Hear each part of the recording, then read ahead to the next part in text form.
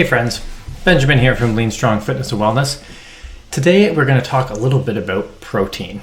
So protein sometimes gets kind of a bad rap, and you might have thought the same thing because you see like athletes and bodybuilders and people who live and die for the gym always being like, you gotta get your protein, gotta get your protein.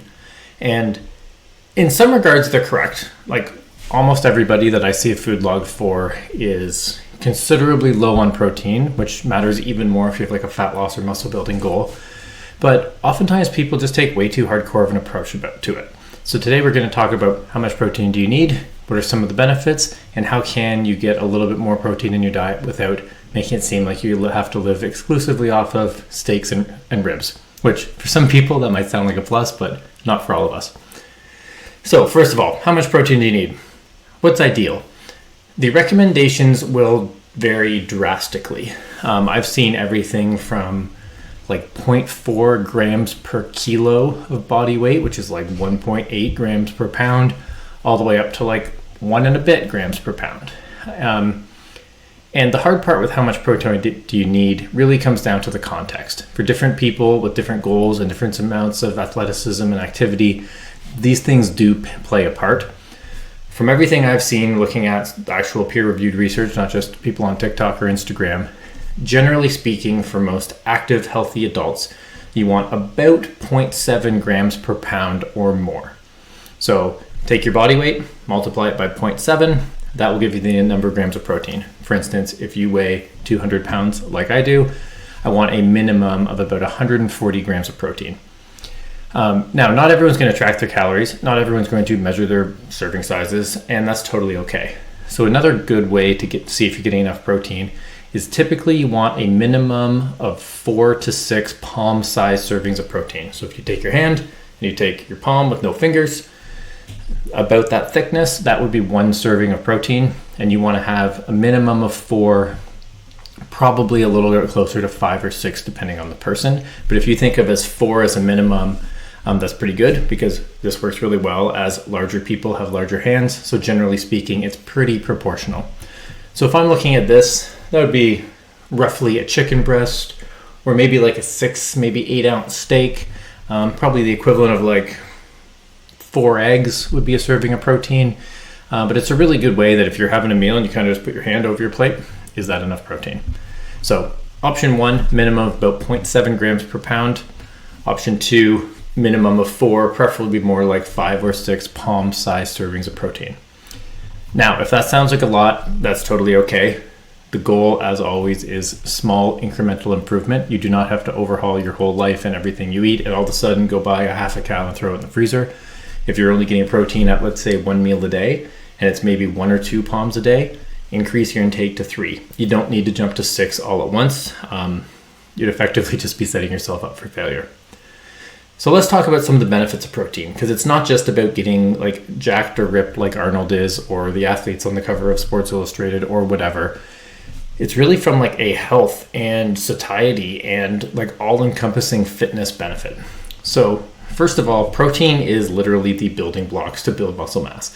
So if you're recovering from an ache or pain and you've been told you need to get stronger, or you're looking to put on a little bit more muscle, or you just want to have some more like functional strength to live better, protein are quite literally the building blocks that you will use to make more muscle. So it's really, really important from a overall like capability standpoint. This is even more important if you are someone who is over 40, maybe 50 years old, because you're going to be losing a certain percentage of your muscle mass as you age. So you want to be fighting tooth and nail to put on as much muscle as you possibly can, because spoiler alert, it's really, really difficult to put on muscle. If you're putting on, even like 5 to 10 pounds a year, that would be like 4 days a week of hard weight training in the gym. It doesn't just happen naturally. So it doesn't happen easily, it does happen naturally. You are going to be losing a couple pounds of muscle every year. So you really want to prioritize getting protein in your diet so that you can build muscle, so that you can prevent aches and pains, have more function and capability in life, and just live better. In addition to that, protein is really useful because it helps you stay full for longer. So the sarcastic but true example I like to use is I can eat basically an unlimited amount of pie. My mom makes this really good strawberry rhubarb pie. It's not unrealistic for me to eat like half of that pie in one sitting. Full pie plate, cut it in half, I don't feel the best afterwards, and my self-esteem might not be the best afterwards, but holy shit, can I eat a lot of that pie. Now let's look at protein. There's a limit to how much steak or hamburger or chicken you're going to be able to eat in one sitting. It actually fills you up. And unlike my mom's delicious pie, which I wish I could eat an unlimited amount with no consequences, it's really hard to eat like a pound of steak, 2 pounds of steak. Like, you just get full. So if you're someone who has a fat loss goal, or you're looking to reduce the amount of snacking you do, or just trying to like overall lower your calories for whatever reason's important for your goals, getting more protein in your diet is going to help you stay fuller longer. You're going to have less cravings, less snacking, less junk food, and you're going to be eating way better. So protein's got a huge benefit from that perspective. Like I already mentioned, it helps with injury recovery, especially if you do have an injury where maybe there was some muscle atrophy, or let's say you had a knee injury and you need to rebuild some muscle around it, or a back injury and you need to strengthen core, strengthen hips, strengthen upper back. Your muscle will get stronger, but if you're having more protein, it makes it easier to build muscle, which means you're going to recover faster from that injury. And last but not least is protein just gets touted as the like meathead muscle building thing that everybody needs to focus on. And if you're not eating your protein shakes, you're not getting better. The reality is protein is also a really important building block for other things in your body. We use it for helping build antibodies, for hormones, for all sorts of bodily function. It's not like it exclusively just like lives in your biceps and your glutes and your upper back. Protein is actually important for a lot of bodily functions, just from like a total health benefit. And partially due to grocery prices, but partially also just due to the delicious thing about carbs, that you can just eat so many and they're so awesome. We tend to get a lot of carbs and not a lot of protein. And generally speaking, if you focus on mostly protein and veggies with carbs as kind of supplementary, it becomes a little bit more easy to get more protein. For instance, like breakfast it's cereal for a lot of people. A lot of adults eat the same Cheerios that my 11-year-old son eats for breakfast. And it's not really a bad call, so to speak, but you're basically getting a lot of sugar in your body, and then you're going to be hungry again later, and then you need a snack before lunch. If you can get some protein with your breakfast, all of a sudden you've got another palm of protein, which is going to have all the benefits we just talked about. Plus, you're going to feel fuller for longer, so you're not going to need a snack before lunch.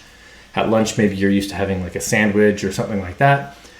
Maybe you need to get a bit more deli meat. Maybe you can add a few more things to it, but now you might go from half a palm or 1 palm to 1 or 2 palms. And then honestly, for most people, dinner is usually pretty good. There's obviously exceptions, like my wife makes really good spaghetti. There isn't typically a lot of protein because there's only so much meat you're going to put in that sauce. But having more protein with that dinner means I'm going to eat less pie and Miss Vicky salt and vinegar chips at night.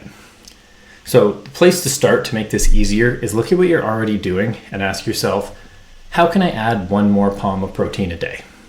Just 1. Even if you're getting 0 right now, start with just 1 and make it easy. Build momentum, make progress, turn it into a habit. And after 2 to 4 weeks, then reassess and be like, okay, how have I been doing on that?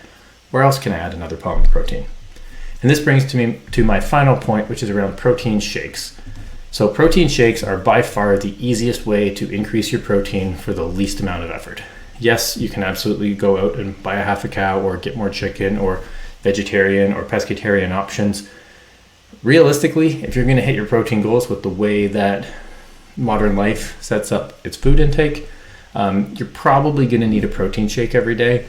Personally, I usually take 2 shakes in the morning. I just do 2 servings in 1 shaker cup. I really don't feel good if I eat too heavy of a breakfast, and as much as I love eating eggs, I don't really want to eat them at like 6 a.m.